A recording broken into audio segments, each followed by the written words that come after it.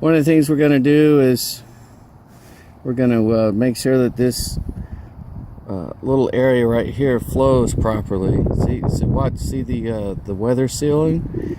See how it's close down here, and then when you get up here it kind of pushes in a little bit.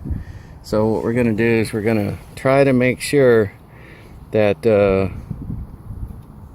that it flows evenly. We'll try to make sure it flows evenly right up through here. So anyways, the other thing we've done is we've removed the weather stripping. Down here you just pull this up right here.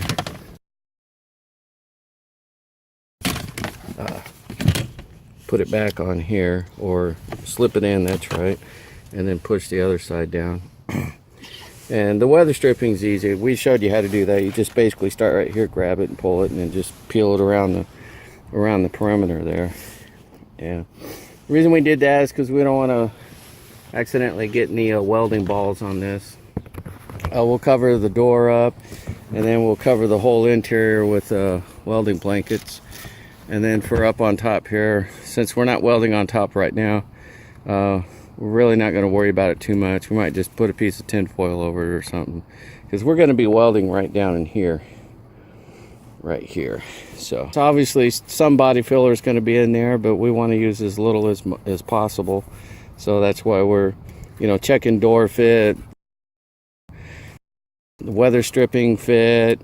We're looking down the edges, checking that fit, and making sure it's flowing real smooth. This is not flowing real smooth, so we're gonna have to cut this and redo this. So, all right, to reshape this, just stick a screwdriver in there and you just kind of pry it down and reshape it, and then you close the door and check your fit, and then just keep redoing that. Then you look down the side here, make sure it's got a nice even flow with it before you start welding. Okay, using the screwdriver, I kind of got it flowing real nice. The spacing seems to be fairly consistent all the way up through here now. Good enough. What we will do is this area right here, you can see how it's this sits higher than this right here. So we're going to have to pull this up a little bit right here too, and get it to where it sits right. And then we'll get a straight edge and we'll check that. Okay, we're looking down the side here, and you can see this is way low right here. So we're going to take this and push this way up here, which is going to be interesting because then I'm going to have to figure out how to fill this area. Okay, yeah, we've reshaped it. We've pulled this up a little bit, and it seems to be doing much better now. Get down here, we can see it's actually following the contour of the vehicle now, which is what we want. So unfortunately it did leave quite a bit of gap in here. So what we're going to have to do is get a piece of metal and put that real thin strip of metal and put it in there, and then go ahead and weld and build that up. And I think that'll be the easiest way, other than sitting here trying to go back and forth like this. So we're going to give it a shot. Also, there's a little bit of a raised area right here. This is quite a bit higher than this, and this is lower than that. So we're going to have to cut this off right here, grind that down, cut it off, and then kind of pull this up and push this down and re-weld this area here. And then we're going to go ahead and lay in our piece of strip metal right here, and then go from there and build it up. So, and then we'll get back onto this area down here and trying to remove this dip from this right here. We didn't realize we were looking at it from this way and not from this way, so we're gonna have to work on that a little bit. So anyways, back at it. All right, we're cutting into this now to try to get it to fit in there. So anyways, let me get that done for you.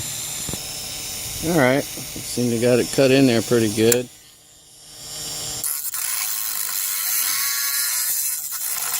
Incidentally, this is what we use to cut the damaged part out. We just went like this and cut all the damaged parts out, reshaped them, and then this is the original metal that was there that we took out. Because we were hoping that it would be, approximately the same shape. We just have to reshape it a little bit, and so far we've been correct on that. So anyways, let me beat this down, grind this down a little bit, and then put it back in there, and then try to check the contour with it, and then we'll get back to getting a piece of metal laid in here and welded up. Ground this down a little bit right here and re-smoothed it out after we cut it. And we've also, let me get my gloves off here. We also cut a strip of wire or sheet metal to kind of go in here. Let's lay it in there and use that as kind of a little template.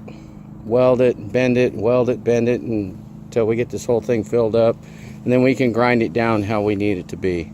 A quick show of what we're doing to protect the interior, etc., etc. We got this up under the dash here. We got a little brick right there to hold it there. We got all this covered, the back of the seats covered. We've put the blanket in the door, kind of protect the door seams down here underneath. Do as much as we can to protect it. And then we're going to be welding this up. I'll take a couple of quick looks at that, make sure it's all right. Also, for up on top, I've just put this piece of cookie pan that we cut up to fill in the gap right up in here. I don't expect any metal to get up in here, but just in case. All right, we went ahead and put that straight edge up there to kind of show it to you, show you how it works out there. Anyways, that's what we use the straight edge for. Make sure it flows with the body real nice. Yeah, it looks like it's doing pretty good. So now we'll just go ahead and start welding up on that thing there. I just wanted to check it one more time. This piece of metal was just a little bit too thick for going in the hole there, so took it over on the bench grinder with a pair of flat nose needle nose and put it into the wheel a little bit and trimmed it down so that it would fit better. So, and it fits much better now. Pretty much welded this up right in here. I think it turned out okay. I still have to, round this off a little bit and finish doing a little bit more feathering up in here. But overall, I'm pretty pleased. It's working pretty good. The bluing is where I'm probably pressing harder than I really should. But so far, it seems to be pretty solid. I'll get on there and I'll put a tack hammer on it and tap it and make sure it doesn't crack and fall off. We got a little low right here. It's not much, so we'll probably just knock this down a little bit, maybe this a little bit, and then just use some filler.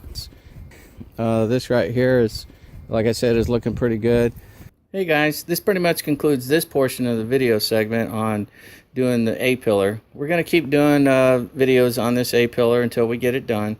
There's plenty more in the queue that I'm editing and I'm posting, but I wanted to put another one up here. So if you're enjoying the video series and you're learning something, by all means, please feel free to give the video a thumbs up. If you want to help my channel, please subscribe. So God bless you all. It's Keith Nunny out. Talk with you later. Bye.